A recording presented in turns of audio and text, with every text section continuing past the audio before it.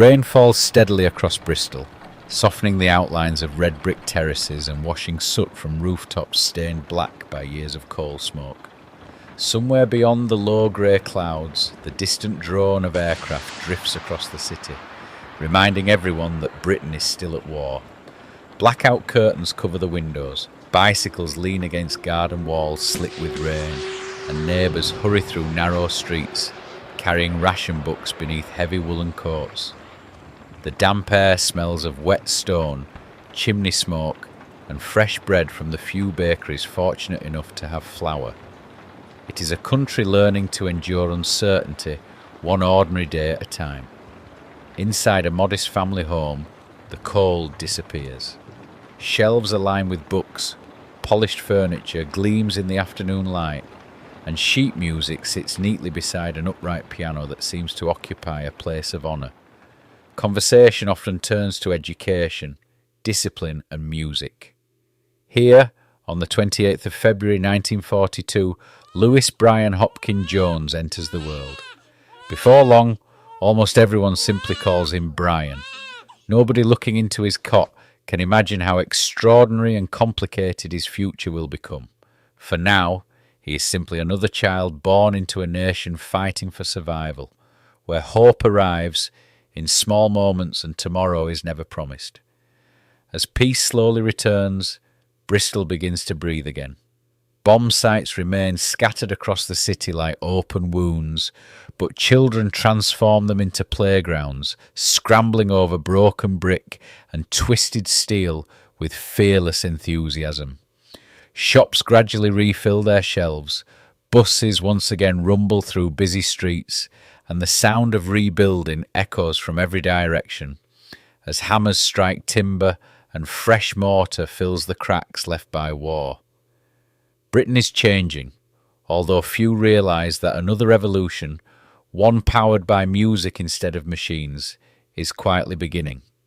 Brian grows into a remarkably bright child whose curiosity never seems satisfied. He asks endless questions, dismantles household objects simply to understand how they work, and absorbs information with astonishing ease. Teachers recognise his intelligence, but they also discover a stubborn streak. Rules feel like invisible fences, and Brian has little interest in staying inside them. Even as a boy, there is something magnetic about him. Friends are drawn to his confidence, while adults are often left wondering what he might do next. Illness shapes much of his childhood. Asthma leaves him breathless without warning, forcing him indoors while other children disappear into parks, football fields and woodland trails. Every attack feels like breathing through a narrow straw. Each careful inhale a reminder that even something as simple as air cannot be taken for granted. Yet those quiet hours inside offer an unexpected gift. Surrounded by music, Brian discovers a world untouched by wheezing lungs or school rules.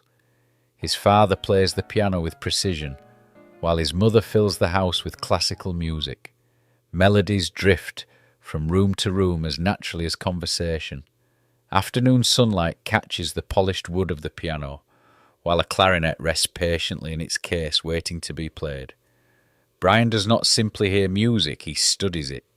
He notices how rhythm changes emotion, how a pause can be as powerful as a note, and how a melody continues to echo long after the final chord has faded. When he begins learning the piano, and later the clarinet, his progress surprises everyone around him. Practice matters, but instinct matters more. His fingers seem to understand where they belong before his mind catches up. Picking up an instrument feels less like learning a new skill, and more like rediscovering a language he somehow already knows. Music becomes a refuge, a puzzle, and an adventure all at once. Outside the family home, another sound is beginning to reach Britain. Across the Atlantic, American rhythm and blues records slowly find their way into ports, record shops, and teenage bedrooms. Sailors carry them home inside battered suitcases, while small independent music shops treasure every precious shipment that arrives from overseas. The records crackle beneath worn needles. but those imperfections somehow make them feel even more alive, as though the music has travelled thousands of miles without losing any of its soul. For Brian, hearing artists like Muddy Waters, Elmore James and Robert Johnson is like discovering another universe. The guitars growl instead of shimmer. The voices sound weathered rather than polished. Every note carries stories of hardship, love, loneliness and survival. These musicians are not performing to impress an audience. They are telling the truth through music, and Brian hears that truth immediately. He plays the records again and again, listening for every subtle bend of a guitar string, every rough edge in a singer's voice, and every emotion hidden between the notes. London wakes beneath a pale sky wrapped in chimney smoke and diesel fumes. Red double-decker buses rumble through narrow streets, still wet from an overnight shower, while milk floats rattle across cobbles before shopkeepers lift their shutters for another day. The smell of strong tea drifts from crowded cafes, mixing with tobacco smoke that hangs beneath low ceilings where students, artists and musicians linger over cheap cups for hours. Down side streets lit by flickering neon signs, another London is coming alive. Cellars echo with laughter, glasses clink behind worn wooden bars, and American blues records spin on turntables, their crackling sounds spilling into rooms packed with young people hungry for something different. Brian Jones has found exactly where he belongs.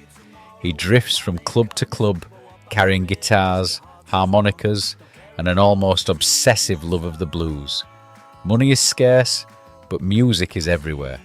Some nights he sleeps wherever he can, borrowing sofas or sharing cramped rooms with friends who are chasing dreams every bit as uncertain as his own. It hardly matters. Every evening offers another chance to play, another opportunity to lose himself beneath dim stage lights where the rest of the world disappears. Unlike many young British musicians, Brian is not interested in copying polished pop songs. His heroes are American bluesmen, whose records have travelled across the Atlantic inside battered suitcases. He studies their playing with remarkable dedication, copying every slide, every bend and every pause, until the music feels like part of him. His blonde hair, confident smile and effortless charisma make him impossible to ignore, but it is his musicianship that truly sets him apart. He seems able to hear possibilities inside songs that others overlook. The heart of London's blues scene beats inside tiny clubs where the ceilings drip with condensation and cigarette smoke curls towards exposed beams. The audiences are small, but they listen with fierce concentration. Beer glasses sweat on scarred wooden tables. Conversations stop as the music begins, and every guitar solo is greeted with knowing smiles rather than screaming applause. It is here that Brian begins building something far bigger than anyone realizes. One afternoon, he places a simple advertisement looking for musicians who share his passion for authentic rhythm and blues. It seems ordinary enough, just another notice among hundreds pinned to walls across the city, yet history quietly shifts the moment those words appear. Soon, a familiar face walks through the door. Mick Jagger arrives carrying not only a remarkable voice, but the same deep love of imported blues records. Close behind him is his childhood friend Keith Richards, whose guitar playing crackles with confidence and imagination. The chemistry is immediate. When they begin playing together, the room seems to shrink around them. Songs that once sounded familiar suddenly feel dangerous, louder and more alive. Brian's slide guitar sings above Keith's sharp rhythm playing, while Mick delivers every lyric with a swagger that feels entirely natural. They are not trying to sound like anyone else. They are trying to bring the raw spirit of Chicago blues into post-war Britain. More musicians soon complete the lineup. The steady, unshakable drumming of Charlie Watts provides the heartbeat, while Bill Wyman anchors every performance with calm precision. Together they become the Rolling Stones, taking their name from a song by Muddy Waters. It feels less like creating a band than joining a tradition that began thousands of miles away. The early performances are chaotic, sweaty, and unforgettable. Dance halls shake beneath stamping feet, amplifiers buzz unpredictably, and the smell of hot electrical valves mixes with spilled beer and cigarette smoke. Brian often acts as the band's spokesman, arranging bookings, speaking to promoters, and shaping the group's image. In these early days, there is little doubt about who the leader is. The band exists because Brian refuses to let his dream fade away. Britain itself is changing almost overnight. Teenagers suddenly have money to spend, fashion grows bolder with every passing month, and rock music becomes the soundtrack of a generation determined to leave the hardships of the post-war years behind. Across the country, young people queue outside record shops before opening time, hoping to buy the latest single before it sells out. Newspapers struggle to explain the excitement, while parents wonder why their children are suddenly growing their hair longer and turning the volume higher. The Rolling Stones quickly become one of the faces of this new Britain. Compared with the clean-cut image of the Beatles, they appear rougher, louder, and somehow more dangerous.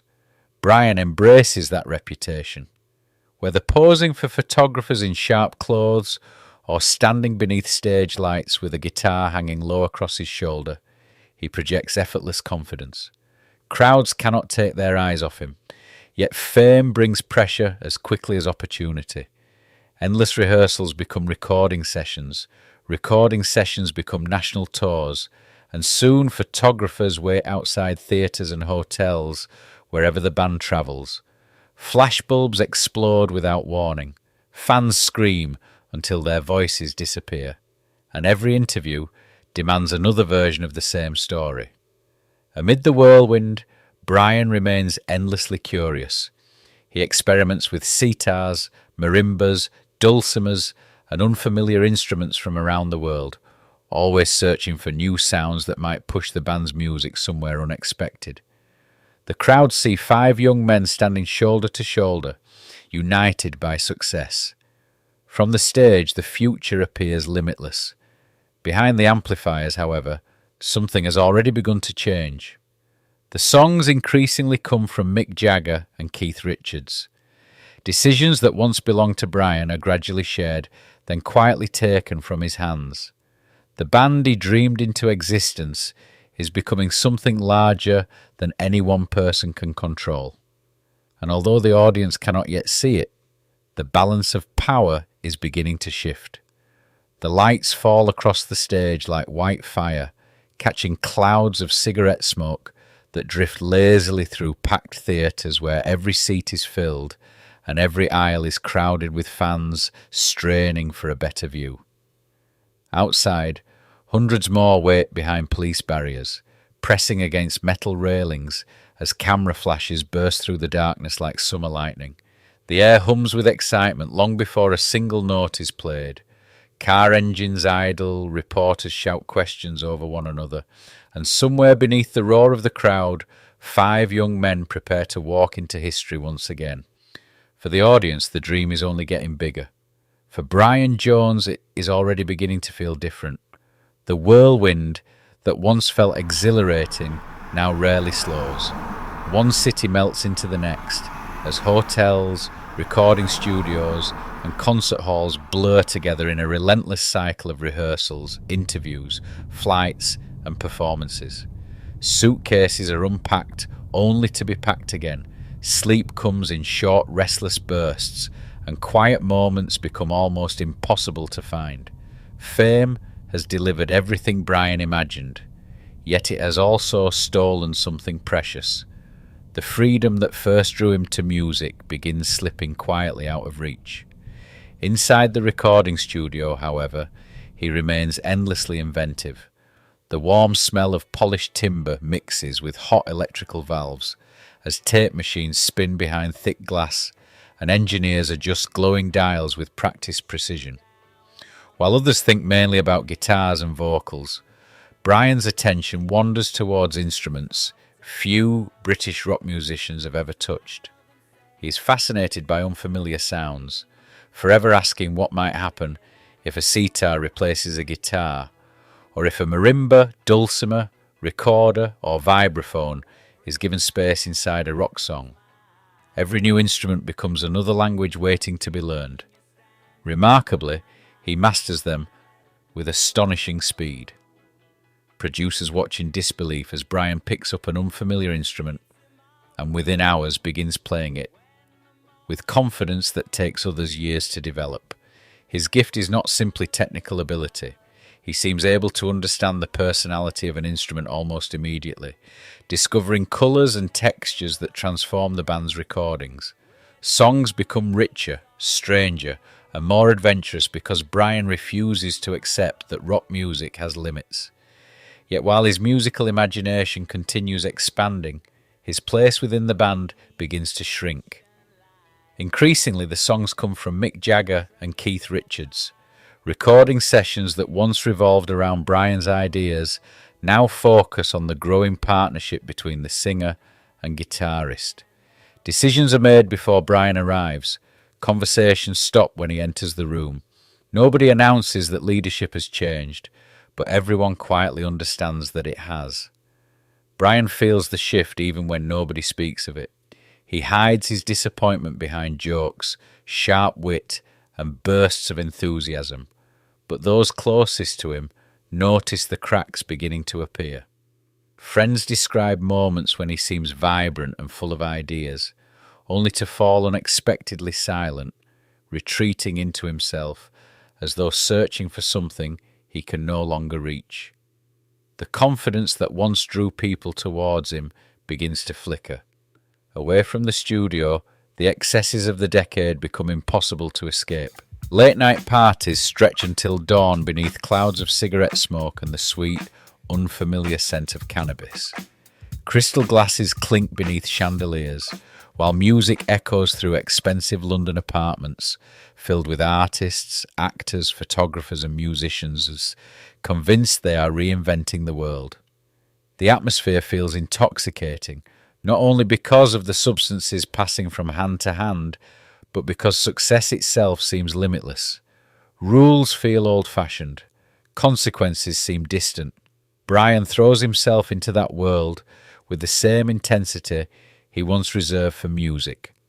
What begins as experimentation slowly becomes dependence. Missed rehearsals become more frequent. Recording sessions are delayed while the band waits for him to arrive. And when he does, his extraordinary focus sometimes gives way to confusion or exhaustion. Those around him struggle to know which Brian will appear on any given day.